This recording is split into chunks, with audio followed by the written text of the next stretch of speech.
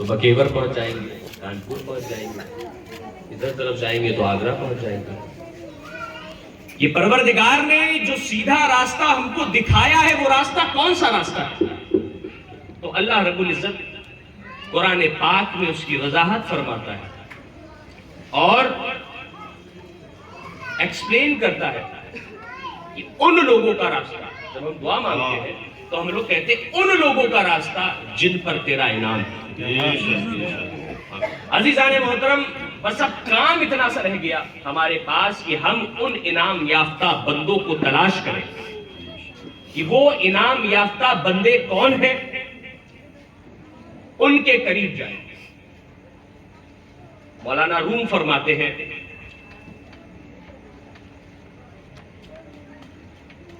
اولیاء اللہ اللہ، اولیاء یعنی دیدے پیر دیدے کبریا۔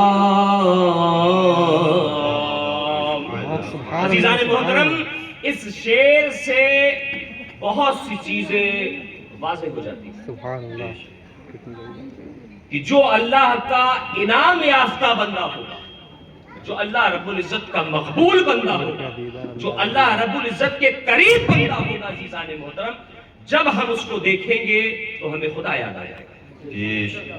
دیکھیے ولی کی تعریف ہی یہی ہے، جس کو دیکھ کر خدا یاد آ جائے گا، جس کے ابھی آپ جب تصوف کو پڑھیں گے تو آپ کو پتہ چلے گا کہ تصوف میں بالوں کا بھی ذکر ہوتا ہے، آنکھوں کا بھی ذکر ہوتا ہے، ہاتھوں کا بھی ذکر ہوتا ہے۔ عزیزان محترم، یعنی کہ اپنے پیر، یعنی کہ صالحین بندہ، جو اللہ کا صالحین بندہ ہے، انعام یافتہ بندہ ہے، اس کی ہر ادا پر آپ مر جائیے، ہر ادا پر قربان ہو جائیے عزیزان محترم، تب آپ اپنے پروردگار کے قریب ہوئے۔ بس ہم کو کیا کرنا ہے کہ انعام یافتہ بندوں کو تلاش کرنا، وہ انعام یافتہ بندے جیسے غوث اعظم، پیران پیر، دستگیر، روشن ضمیر، خواجہ معین الدین چشتی حسن سنجری اجمیری ہے، خواجہ قطب الدین بختیار کاکی ہے، بابا فرید گنج شکر ہے، مخدوم شیخ سارنگ ہے، مخدوم شاہ مینا ہے، مخدوم شیخ سعد ہے، مخدوم شاہ صفی ہے۔ عزیزان محترم، ایسے انعام یافتہ بندوں کو تلاش کریں جن کو دیکھنا عبادت ہے، جن کے پاس بیٹھنا عبادت ہے، جن کے پاس جا کر ہم کچھ سیکھیں۔ عزیزان محترم، میرے دادا پیر فرمایا کرتے تھے کہ جب آپ اپنے شیخ کے پاس جائیں اور آپ کو اس کے پاس جانے کے بعد پھر دنیا کا خیال نہ آئے، سمجھ لیجئے گا وہی اصلی شیخ۔ سبحان اللہ، سبحان اللہ۔ آپ کو دنیا کا خیال نہ آئے، سمجھ لیجئے گا وہی اصلی شیخ ہے، اور جس کے پاس جا کر آپ کو دنیا کا خیال آئے وہ شیخ نہیں ہو سکتا۔ عزیزان محترم، یہ اللہ کے ولی اللہ رب العزت کے اتنے قریب ہوتے ہیں۔ اب جیسے مثال کے طور پہ آپ کو بتاؤں کہ کوئی شخص میرے بہت قریب ہو، ہم اس سے کہتے ہوں پانی دو، وہ پانی دیتا ہوں، کہتے ہیں کپڑے صاف کر دو، کپڑے صاف کر دیتا ہے، کپڑوں میں استری کر دو، کپڑوں میں استری کر دیتا ہے، ہر ایک کام وہ میرا کرتا ہے، میرے بتائے ہوئے طریقے پہ چلتا ہے، میری ہر بات کو مانتا ہے۔ اگر وہ کوئی بات مجھ سے کہے گا، میں اس کی بات کو ٹال سکتا ہوں؟ کبھی نہیں ٹال سکتا۔ کیوں؟ کیونکہ وہ میرے قریب ہے، میرا محبوب ہے، وہ مجھ سے محبت کرتا ہے، میں اس سے محبت کرتا ہوں۔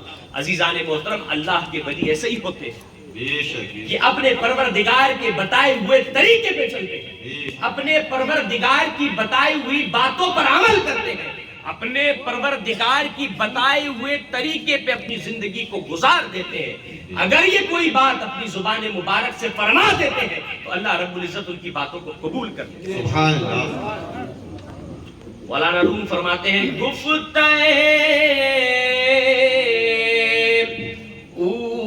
گفتہ اللہ بود گرچہ از حلقوم عبداللہ بود. جب یہ بولتے ہیں ان کی زبان میں پروردگار بولتا ہے. حدیث قدسی بھی ہے کہ جب کوئی بندہ مجھ سے قرب حاصل کرتا ہے، میرے قریب آتا ہے، تو میں اس کا ہاتھ ہو جاتا ہوں جس سے وہ کھاتا ہے، میں اس کا پیر ہو جاتا ہوں جس سے وہ چلتا ہے، میں اس کی آنکھ ہو جاتا ہوں جس سے وہ دیکھتا ہے، میں اس کی زبان ہو جاتا ہوں جس سے وہ بولتا ہے. یعنی کہ جب اللہ کا ولی کچھ بولتا ہے تو وہ نہیں بولتا، اس کی زبان میں پروردگار ہوگا. سبحان اللہ سبحان اللہ سبحان اللہ. حضرت صابر پاک کلیری سے شمس الدین ترک پانی پتی نے پوچھا کہ فنا کیا ہے اور بقا کیا ہے. تو آپ نے کہا جب وقت آئے گا تو میں بتاؤں گا کہ فنا کیا ہے اور بقا کیا ہے. جب صابر پاک کلیری کا وصال ہو گیا، آپ نے ظاہری پردہ فرما لیا، تو شمس الدین ترک پانی پتی تشریف لائی.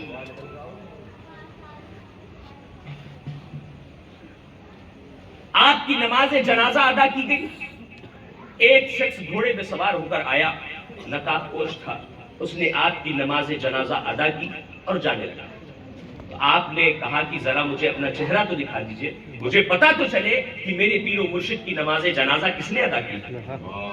میں بتانا چاہ رہا ہوں کہ انعام یافتہ بندے کون ہیں، کسے تلاش کیا جائے.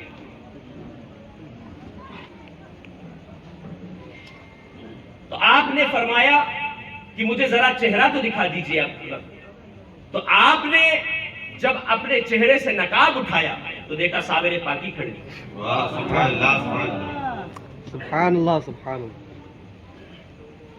تو شمس الدین ترک پانی پتی صابر پاک کا چہرہ دیکھتے اور آپ کے جسم مبارک کی طرف دیکھتے. آپ نے فرمایا اے شمس الدین، تم نے مجھ سے کچھ سوال کیا تھا، مجھ سے تم نے پوچھا تھا کہ فنا کیا ہے، بقا کیا ہے. آپ نے فرمایا دیکھو جو وہ لیٹا ہوا ہے وہ فنا ہے اور یہ جو کھڑا ہوا ہے یہ بقا. سبحان اللہ سبحان اللہ. عزیزان محترم، جو اللہ رب العزت کا ذکر کرتے کرتے صحرا صحرا جنگل جنگل نکل جاتا ہے اور اپنے پروردگار کو یاد کرتا رہتا ہے، اپنے پروردگار کا ذکر کرتا رہتا ہے، اپنے پروردگار کو مناتا رہتا ہے، راضی کرتا رہتا ہے، عزیزان محترم، وہ جب اس دنیا سے رخصت بھی ہو جاتا ہے تو اس کے لوگ جو لوگوں اللہ رب العزت لوگوں کے دلوں میں اس کی محبت ڈال دیتا ہے، گلی گلی کوچے کوچے والوں کے دل میں اس کی محبت آ جاتی ہے، پھر لوگ اس کا ذکر کرنے لگتے ہیں. لوگ گلی گلی کوچے کوچے بیٹھ کر ان کا ذکر کیا کرتے ہیں. دیکھیے آج ہم غوث پاک کا ذکر کیوں کر رہے ہیں، بزرگان دین کا ذکر کیوں کر رہے ہیں؟ انہوں نے اپنی زندگی اللہ رب العزت کی راہ میں فنا کر دی. اللہ رب العزت نے ان کی محبت ہمارے دلوں میں ڈال دی. آج ہم جلسے سجا رہے ہیں، آج ہم میلاد منا رہے ہیں، آج ہم عرس منا رہے ہیں، صرف اس لیے منا رہے ہیں کیونکہ اللہ رب العزت کے طریقے میں انہوں نے زندگی گزاری بے شک. اور اللہ رب العزت نے ان کو یہ انعام دیا کہ آج مومنین کے دل میں ان کی محبت ہے. عزیزان محترم، غوث اعظم ایسے نہیں بنے. آپ فرماتے ہیں کہ 25 سال تک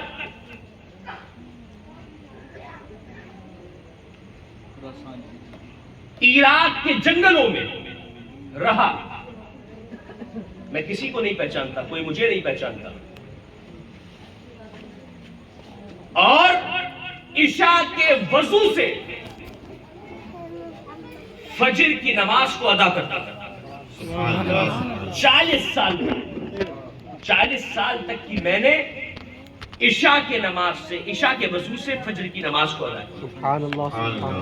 اور آپ فرماتے ہیں کہ میں رات کو ایک ٹانگ سے کھڑا ہو جاتا اور عشاء کی نماز کے بعد سے میں قرآن پاک پڑھنا شروع کرتا اور فجر کی یعنی کہ سحری کا جب وقت آتا ہے، سحر کا وقت آتا ہے، اس سے پہلے میں قرآن پاک مکمل کر لیا تھا. سبحان اللہ.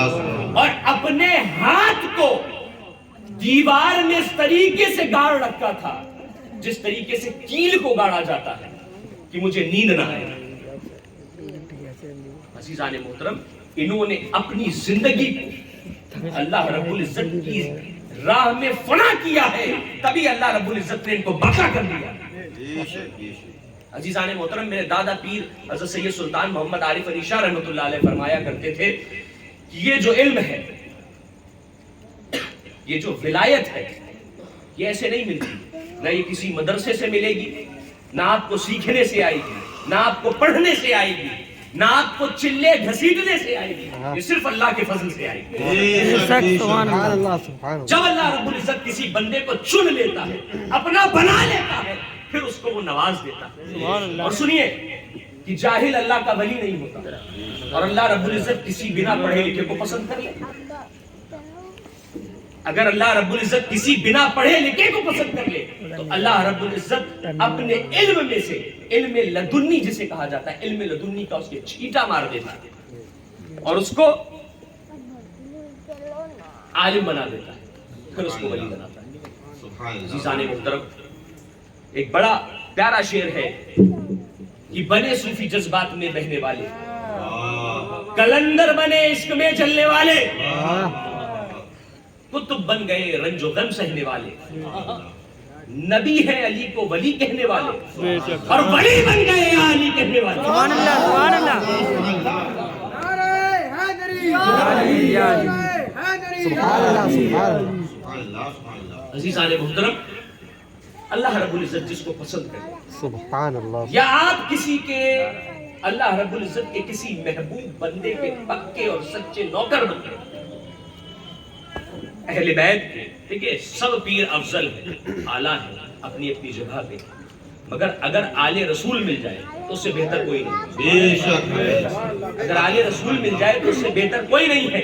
آپ کو بتائیں کہ غوث اعظم بھی آل رسول ہے. بے شک. والد کی طرف سے حسنی اور والدہ کی طرف سے حسینی، بے شک. اور غریب نواز بھی اپنے والد کی طرف سے حسینی اور والدہ کی طرف سے حسنی. بے شک. الحمدللہ ہم ہندوستان والوں کے ہاتھ میں حسنی حسینی سادات کا ہاتھ ہے، بے شک. اور ان سبحان کے اللہ. دامنوں کو مضبوطی سے پکڑے ہوئے ہیں. ابھی ہم نہ اہل بیت کے غدار ہیں نہ صحابہ کے غدار. سبحان اللہ سبحان اللہ سبحان اللہ. سبحان اللہ. عزیزان محترم، اللہ کا ولی جب عبادت کرتا ہے تو وہ زبان مبارک سے ایک بار اللہ ہو کہتا ہے تو اس کا قلب 72 بار اللہ ہو کہتا ہے. ایسا کیوں؟ جب بزرگان دین سے پوچھا گیا تو صوفیاء فرماتے ہیں کہ یہ جو قلب ہے یہ بند دروازے کی طرح ہے. اب یہ قلب کو جاری کس طریقے سے کیا جائے، کھولا کس طریقے سے جائے؟ عزیزان محترم، یہ اللہ کے ولی اپنے قلب کو کس طریقے سے کھولا کرتے تھے.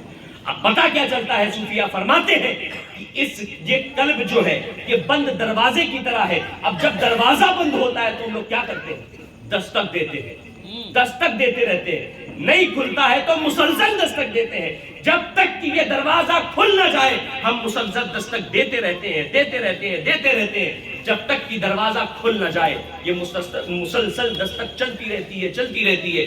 عزیزان محترم، صوفیاء فرماتے ہیں یہ جو قلب ہے بند دروازہ ہے. اگر اپنا قلب جاری کرنا چاہتے ہو، اپنے پروردگار کا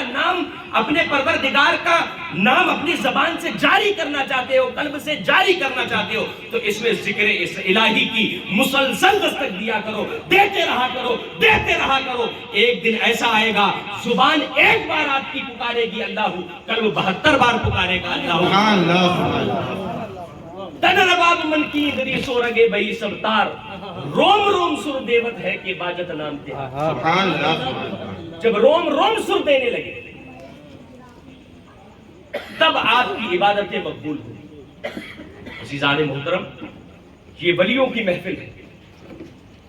جب ہم کسی اللہ کے ولی کے پاس کسی بارگاہ میں جاتے ہیں تو ہم لوگوں کو سب سے زیادہ خیال ادب کا رکھنا چاہیے، کیونکہ تصوف پورا کا پورا ادب ہے. اگر ہم نے اپنے پیروں کی ادب نہیں کیا اور ان کو پہچانا نہیں تو عزیزان محترم یہ زندگی بیکار ہے. دنیا میں بھی رسوا ہوں گے، استاد کہہ کے پکارے جائیں گے، اور آخرت میں بھی بھگا دیے جائیں گے۔ اگر ہم کسی صالحین بندے کا دامن مضبوطی سے پکڑ لیتے ہیں تو دنیا میں بھی کامیاب ہوں گے اور آخرت میں بھی کامیاب ہوں گے، اس کے وسیلے سے جنت میں جائیں گے انشاءاللہ۔ عزیزان محترم، غوث اعظم کی پیدائش سے 6 یا 7 سال قبل، دیکھیے اللہ کے ولی کیسے ہوتے ہیں، 6 یا 7 سال قبل حضرت شیخ ابو احمد عبداللہ روایت کرتے ہیں، فرماتے ہیں کہ میں ایک پیشین گوئی کرتا ہوں، میں بتانا چاہتا ہوں تم لوگوں کو کہ بہت جلد عجم میں ایک لڑکا پیدا ہوگا جس سے ایک عالم فیض پائے گا، اور وہ کہے گا کہ میرا قدم تمام ولیوں کی گردن پر۔ عزیزان محترم، غوث اعظم پیران پیر دستگیر کی پیدائش کی پیشین گوئی پہلے سے ہونے لگی تھی، اور غوث پاک سے جب پوچھا گیا کہ آپ کو اپنی ولایت کا پتہ کیسے چلا، تو آپ فرماتے ہیں کہ جب میں چھوٹا تھا، پڑھنے جایا کرتا تھا مدرسے میں، جب درسگاہ پہنچتا تو ایک غیب سے آواز آتی تھی، جگہ کو کشادہ کر دو، ہٹ جاؤ، اللہ کے ولی تشریف لاتے ہیں۔ سبحان اللہ، سبحان اللہ۔ عزیزان محترم، آپ فرماتے ہیں یہ آواز میں بھی سنتا تھا اور جتنے لوگ وہاں پر موجود تھے وہ بھی سنتے تھے۔ سبحان اللہ۔ غوث اعظم نے اپنی زندگی کو نمونہ عمل بنایا ہم لوگوں کے لیے۔ آپ نے اپنی تقریر کے ذریعے، اپنی نصیحت کے ذریعے ہم لوگوں تک کی حق پیغام کو پہنچایا۔ غوث اعظم پیران پیر دستگیر رضی اللہ تعالیٰ عنہ ارشاد فرماتے ہیں کہ میں ایک بار عبادت میں مشغول تھا، عبادت کر رہے تھے، ایک روشنی آئی۔ دیکھیے جب آپ بڑی منزل پہ ہوں گے تو لوگ آپ کو اوپر طریقے سے بہکاتے ہیں، تو شیطان بھی اس طریقے سے بہکاتا ہے۔ آپ عبادت کر رہے تھے، آپ دیکھتے ہیں عبادت کرتے کرتے ایک روشنی آتی ہے، آپ سے کہتی ہے عبد القادر جیلانی میں تیری عبادت سے بڑا خوش ہوا، اور میں نے تیرے اوپر حرام کی ہوئی چیزوں کو حلال کر دیا۔ آج سے تیرے اوپر جتنی چیزیں حرام تھی ان کو حلال کر دیا۔ غوث اعظم پیران پیر دستگیر لاحول پڑھتے ہیں، کہتے ہیں کہ میں اس بات کو تسلیم ہی نہیں کر سکتا کیونکہ میرا پروردگار میرے اوپر حرام کی ہوئی چیزوں کو حلال نہیں کر سکتا۔ تو کہتا ہے عبد القادر جیلانی تیرے علم نے تجھے بچا دیا۔ آپ فرماتے ہیں کہ جاتے جاتے پھر وسوسہ دے کر جاتا ہے، عبد القادر جیلانی کو عبد القادر جیلانی کے علم نے نہیں، اللہ کے فضل نے بنایا۔ سبحان اللہ، سبحان اللہ۔ عبد القادر جیلانی کو عبد القادر جیلانی کے علم نے نہیں، اس کے پروردگار کے فضل نے بچایا ہے۔ عزیزان محترم، یہ غوث اعظم پیران پیر دستگیر ہے جو ہم لوگوں کو، آپ جب بغداد تشریف لائے تو آپ تقریر واز نہیں کرتے تھے۔ لوگوں نے پوچھا آپ واز نہیں کرتے، تو آپ ایک مرتبہ دوپہر کے وقت سو گئے، تو خواب میں دیکھتے ہیں کہ رسول کریم صلی اللہ تعالیٰ علیہ وسلم تشریف لاتے ہیں۔ تشریف جب رسول کریم صلی اللہ تعالیٰ علیہ وسلم لائے اور کہا کہ عبد القادر اٹھو، تم لوگوں کو نصیحت کیوں نہیں کرتے ہو، تقریر کیوں نہیں کرتے ہو، واز کیوں نہیں کرتے ہو؟ تو آپ نے فرمایا کہ میں عجمی ہوں اور یہاں کے لوگ عربی ہیں، میں ان کی زبان نہیں بول پاتا ہوں، اس لیے میں نہیں کرتا ہوں، میں لوگوں کو کس طریقے سے سمجھاؤں؟ تو رسول کریم صلی اللہ تعالیٰ علیہ وسلم نے اپنا لعاب دہن 7 مرتبہ حضرت عبد القادر جیلانی کے منہ میں ڈالا اور کہا ہے عبد القادر جیلانی بولو، اور آپ عربی بولنے لگے۔ محترم، پھر آپ دیکھتے ہیں خواب میں دوبارہ کہ مولائے کائنات تشریف لاتے ہیں۔ مولائے کائنات دیکھیے علم کا شہر بھی تشریف لے آیا اور علم کا دروازہ بھی تشریف لایا۔ اسی لیے دیکھیے اس چیز سے ایک چیز اور ثابت ہوتی ہے کہ اگر رسول اللہ صلی اللہ تعالیٰ علیہ وسلم سے پکی اور سچی محبت کا دعویٰ کرتے ہو تو سمجھ لو کہ آپ کو اہل بیت کا دامن مضبوطی سے پکڑنا کیوں؟ کیونکہ وہ شربت نہیں ہوتا جس میں شکر نہ ڈلے، اور شکر اہل بیت کا عشق ہے۔ جب تک کہ یہ شکر اچھی طریقے سے نہیں ڈلے گی تب تک کہ شربت میں مزہ نہیں آئے گا۔ میٹھا شربت نہیں پیا جاتا ہے، میٹھا شربت پیا جاتا ہے، اسی لیے میٹھا شربت پیجئے، اہل بیت کا عشق اس میں ڈالتے رہیے۔ عشق رسول کا شربت تبھی مزیدار ہوگا جب اس میں علی، فاطمہ، حسن، حسین کی سچی اور پکی محبت۔ عزیزان محترم، مولا کائنات تشریف لائے، آپ نے 6 مرتبہ لعاب دہن حضرت غوث اعظم کے منہ میں ڈالا، اور آپ نے کہا کہ جب آقا تشریف لائے تو آپ نے 7 مرتبہ اور آپ نے 6 مرتبہ چھوئی، تو آپ نے فرمایا کہ میں ادب کی وجہ سے 1 مرتبہ کم۔ اور پھر عبد القادر جیلانی رضی اللہ تعالیٰ عنہ کے علم کے شہرے چاروں طرف ہونے لگے۔ علامہ ابن جوزی بڑے اپنے وقت کے عالم تھے، آپ کو پتا چلا کہ اس وقت عبد القادر جیلانی کے مجلس میں، محفل میں 70 ہزار کا مجمع ہوتا ہے، تو ایک شاگرد آپ کے پاس آیا کرتا تھا، تو کہا کہ سنا ہے تمہارے پیر صاحب کے پاس بڑا مجمع ہو رہا ہے، میں بھی ان کی تقریر، ان کی نصیحت سننا چاہتا ہوں، دیکھیں کتنا علم ہے ان کو۔ تو آپ ایک مرتبہ غوث پاک کی بارگاہ میں حاضر ہو گئے۔ اب حاضر ہونے کے بعد آپ چھپ کر پیچھے بیٹھے ہوئے تھے، غوث اعظم نے خطبہ پڑھا، ایک تفسیر بیان کی، آپ نے کہا یہ پتہ ہے، شاگرد سن رہا تھا بیٹھا، دوسری تفسیر بیان کی، کہا یہ بھی پتہ ہے، تیسری تفسیر بیان کی، کہا یہ بھی پتہ ہے، چوتھی تفسیر بیان کی، کہا یہ بھی پتہ ہے، اسی طریقے سے 11 تفسیر بیان کرتے چلے گئے۔ آپ نے کہا یہ بھی پتہ ہے، یہ بھی پتہ ہے، یہ بھی پتہ ہے، پھر غوث اعظم ادھر طرف متوجہ ہو کر کہنے لگے، آپ ادھر طرف متوجہ ہوئے، کہا سنو یہاں تک تو تمہیں پتا تھا، اب میں وہاں سے شروع کرتا ہوں۔ آپ نے جب تفسیر بیان کرنا شروع کی عزیزان محترم، تو علامہ ابن جوزی نے اپنا امامہ اتار دیا، کرتا، آپ اتنی کیفیت میں آ گئے کہ آپ نے اپنا کرتا پھاڑ دیا۔ عزیزان محترم، وہ کیف تھا عزیزان محترم، آپ کے اوپر طاری ہوا علم کا، آپ کا بیان سن کر کے آپ نے اپنا کرتا تک ہی پھاڑ دیا۔ عزیزان محترم، یہ علم کا، آپ کے علم کا یہ معیار تھا، اونچائی تھی آپ کے علم کی عزیزان محترم۔ کیوں؟ کیونکہ رسول اللہ صلی اللہ تعالیٰ علیہ وسلم نے اور حضرت علی نے اپنا پاک لعاب دہن آپ کے منہ میں، سبحان اللہ۔ جب علم اور علم کا دروازہ مل جائے، یعنی کہ علم کا شہر اور دروازہ مل جائے، تو سمجھ لیجئے انسان مکمل عالم بن جاتا ہے۔ والے عالم صاحب نہیں جو اپنے آپ کو جھوٹے نائب رسول بنے گھوما کرتے ہیں، یہ کہا جاتا ہے کہ عالم صاحب نائب رسول ہے، ان کو دیکھنا عبادت نہیں، یہ مولانا صاحب کو دیکھنا عبادت نہیں ہے، عالم ربانی کو دیکھنا عبادت ہے۔ وہ نائب رسول ہے، جیسے غوث اعظم تھے، جیسے غوث اعظم تھے، جیسے خواجہ معین الدین چشتی تھے، قطب الدین بختیار کاکی تھے، جیسے مجدد الفسانی تھے۔